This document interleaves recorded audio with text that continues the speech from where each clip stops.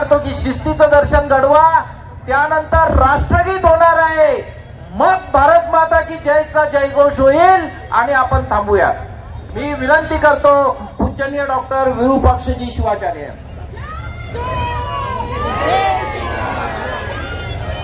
जय जय श्रीराम। दोनच मिनिट मी वेळ घेणार आणि त्याचप्रमाणे सुदर्शन मुनी कपाटेजी, भदंत सुदंत बोधी, पूज्य सुंदर गौरांग प्रभू, डॉक्टर श्रीकांत जोगदंड, डॉक्टर संतोष मद्रेवार आणि माननीय सागर शिंदे, सकल हिंदू बौद्ध व सर्व अन्यायाचा विरोध लढणारे सर्व हिंदूंच्या जागृत ज्वलंत बांधव हो। रामगिरी महाराज एकतर बोलत नाही आणि बोलल्यानंतर काय घडतं हे 23 तारखेला तुम्ही सगळे करून चुकलेलं आहे। त्याबद्दल समस्त संतांच्या वतीनं तुमच्या वतीनं रामगिरी महाराजांच्या चरणी मी नतमस्तक होतो। ही जे हिंदू हृदय ज्वलंत ठेवण्यासाठी आपल्या ओघवती वाणी जो निरंतर वाहत राहावं। ज्या तुम्हाला वाटतं का शासन निर्णय घेईल, मग शासन निर्णय घेत नसेल तर आपल्याला काय करायचं?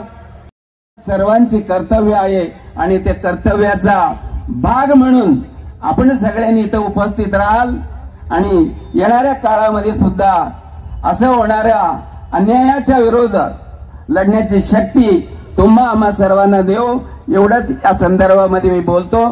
कारण महाराजांनी काही ठेवले नाही, सगळंच काही बोललेलं आहे। मी आपलं सुदर्शन महाराजांना म्हटलं, महाराज बोलल्यानंतर मला बोलू देऊ नका म्हटलं, नाही महाराज 2 शब्द तरी बोला म्हटल्यामुळे मी बोललो। आणि येणाऱ्या काळामध्ये आपण सगळ्यांनी असंच एक आहे तो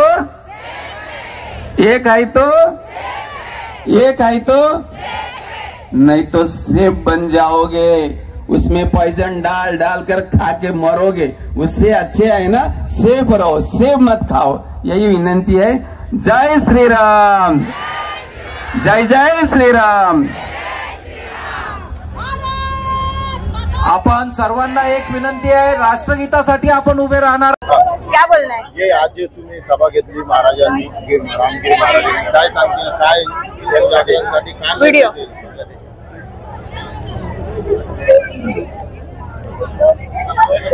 आज या ठिकाणी आपण बघत आहात की सकल हिंदू समाजाच्या वतीने बांगलादेश मध्ये घडणाऱ्या अन्याय आणि अत्याचार याच्या विरोधात आम्ही सगळे इथे जमा आहे।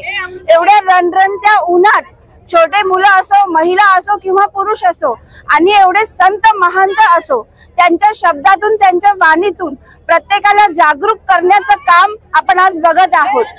मानवतेला काळीमा फासणारे असे अन्याय आणि अत्याचार, ज्या मातृशक्तीला आपण माता म्हणून समजतो, जिथून आपण जन्म घेतो, त्या मातेच्या सोबत होणारे दुर्दैवी अन्याय आणि अत्याचार जे आपण व्हिडिओ सुद्धा बघू शकत नाही, असे अकल्पनीय अन्याय आणि अत्याचाराने जीव घेणे आणि हजारो लोकांचे जीव घेणं हे कितपत योग्य आहे?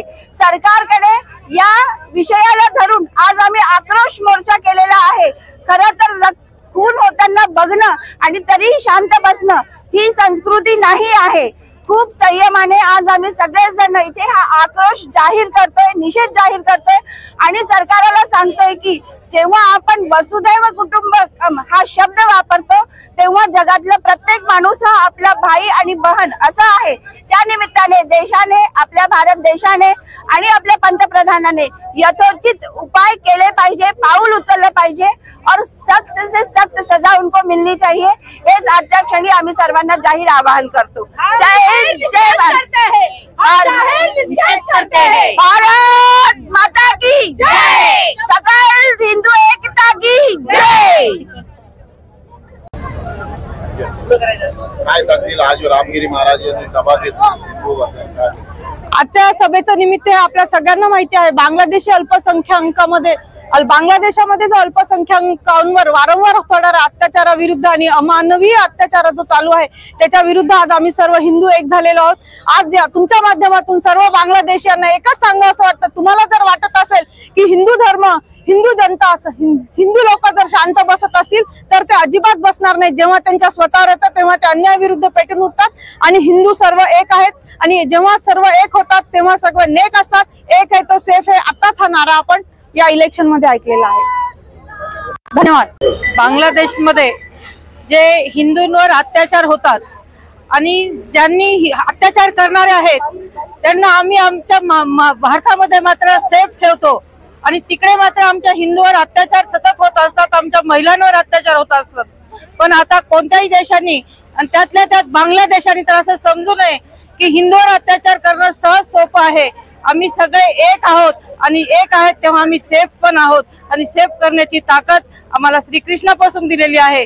जेव्हा आम्ही सर्व महिला म्हणून सांगतो की महिलांवर अत्याचार करणारा देश कधीच प्रगती करू शकत नाही आणि जो महिलांवर अत्याचार करतो त्यांना शिक्षा ही झालीच पाहिजे अशी आमची मागणी आहे आणि ती पूर्ण करावी ही आम्ही करूनही दाखवू. त्यांना भारतामध्ये आपण असं म्हणाले की मी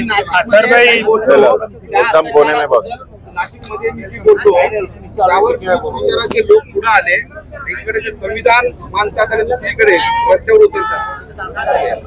याचा अर्थ असा आहे की तुम्ही एकीकडे संविधान दाखवताय आणि दुसरीकडे मोठे मोठे मोर्चे करून शिवसेना नारे लावताय.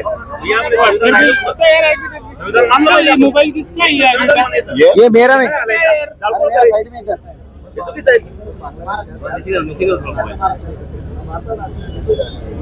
आपण असं गेला एवढंच नाही. भारताने त्यांच्यावर जे अन्याय केले, पाकिस्तानने जे अन्याय केले, भारताने त्यांना सांभाळलं.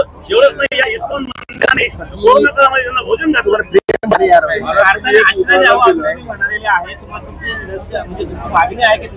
भारतात यायला पाहिजे. या ठिकाणी एक तर अन्याय थांबले पाहिजे. अन्याय जर थांबतच नसतील तर त्यांना भारत असेल. उदाहरण दिलं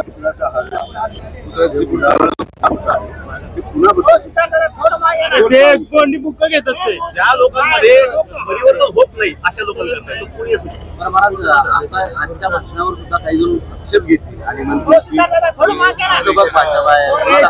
एवढं जवळ जाऊन उभे राहतात. आता तुम्ही आज भाषण जे केले त्याच्यावर काही कोणीतरी आता आक्षेप घेणार. पाकिस्तानने स्वतंत्र देश मागितला. ऐकून घ्या, पाकिस्तानने स्वतंत्र देश मागितला. भुक्कडच येते काय आज तुझी परिस्थिती. बांगलादेश भुक्कड आहे. भुक्कड नाही तर मी बांगलादेशात पाकिस्तान म्हणतो सुद्धा आम्ही वापरला कारण कुत्र्यामध्ये कुठल्या बदल होतो. अशा लोकांमध्ये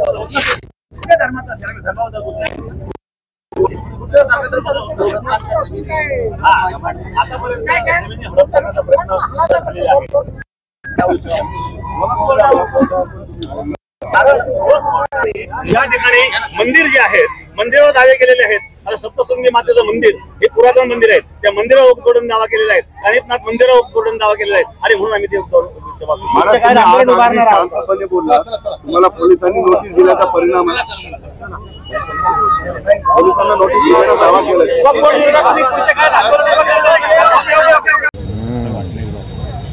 नहीं झपाझपी चालू है. नहीं झपाझपी चालू नहीं देंगे. क्या नहीं देंगे? तुम बोलो तो देंगे. बोलता मैं सबसे